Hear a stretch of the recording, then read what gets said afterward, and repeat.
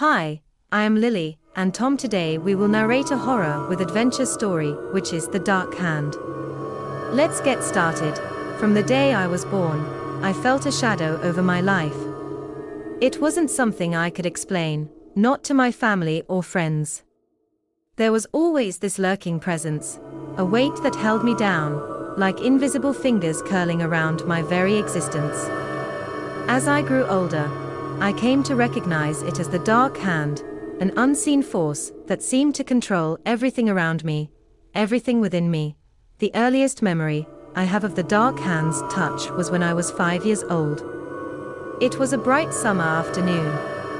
The sun was shining, birds chirped in the distance, and children were playing in the park. I had wanted to join them, to run and feel the freedom of the wind against my skin. But instead, I found myself frozen in place, as if the invisible fingers of that dark force were holding me back, whispering that something bad would happen if I stepped forward. I stood there, isolated in the middle of all that joy, the weight of its control sinking into my bones. As I grew older, the dark hand's presence became more apparent, and its influence more suffocating. It wasn't just about being held back anymore. It began shaping the choices I made, or rather, the ones I didn't. Opportunities passed me by. Jobs I wanted, dreams I had, relationships that could have blossomed, all slipped through my fingers like sand. Each time I reached out, the dark hand would intervene, whispering in the back of my mind, telling me that I wasn't good enough, that failure was inevitable, or worse, that even if I succeeded, I didn't deserve it. In school, I was often quiet, preferring the shadows of the library over the bustling social circles. While others laughed and made friends, I could feel the weight of the hand pulling me back, isolating me from the world.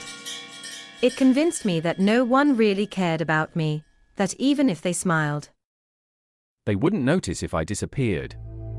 In a way, the dark hand was my constant companion, a cruel, suffocating guardian who ensured I never wandered too far from its grasp. As a teenager, I fought against it.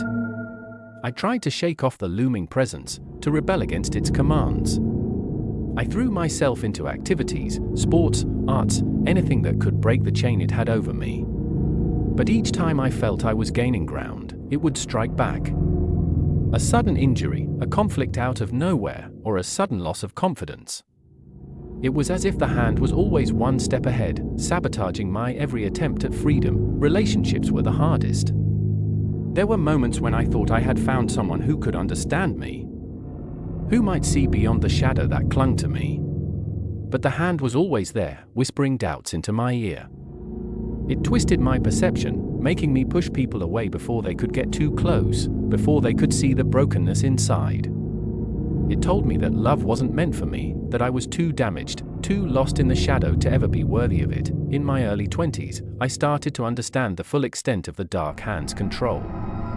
It wasn't just my choices it manipulated, it was my emotions, my thoughts, even my sense of self.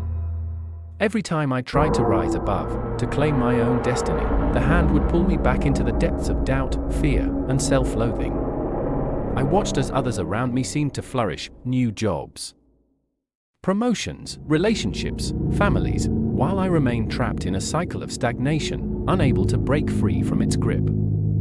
There were times I thought about giving in completely, surrendering to the darkness that had shaped my life for so long. If the hand was going to control my every step, what was the point in resisting? But deep down, there was always a spark, a flicker of something that refused to be snuffed out. Even when I felt the hand's grip tighten, squeezing the air from my lungs, there was a part of me that fought to keep breathing. One day, after years of living under its shadow, I decided to confront the dark hand. I stood in front of the mirror and looked deeply into my own eyes. "Why?" I asked aloud. "Why have you done this to me? What do you want?" At first, there was nothing but silence. The familiar weight pressed down on me, and I half expected it to pull me away from my own reflection. But then, in the quiet of that moment, I heard it, not a whisper, but a voice. It wasn't external, it came from within me. The voice was cold and distant, but unmistakably mine. I am your fear. I am your doubt. I am every piece of you that you've ever tried to hide. I realized then that the dark hand wasn't some external force controlling my life, it was me. It was the culmination of every fear I had internalized, every piece of self-doubt I had fed over the years. It was my insecurities, my traumas, my perceived failures, all woven together into a force that had controlled me for so long, because I had allowed it to. The battle wasn't over that day, but it was the beginning of something new. I understood that to break free from the dark hand's control, I had to face the very parts of myself I had been avoiding. The journey was painful and difficult.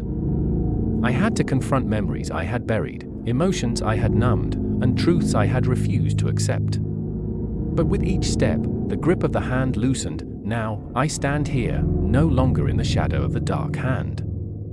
Its presence lingers, but it no longer controls me. I have learned that while I can't erase it, I can choose not to let it dictate my life. I can choose to step forward, despite the whispers of fear and doubt. I can choose to live on my own terms. The dark hand may always be a part of me, but it no longer defines who I am. Thanks for watching.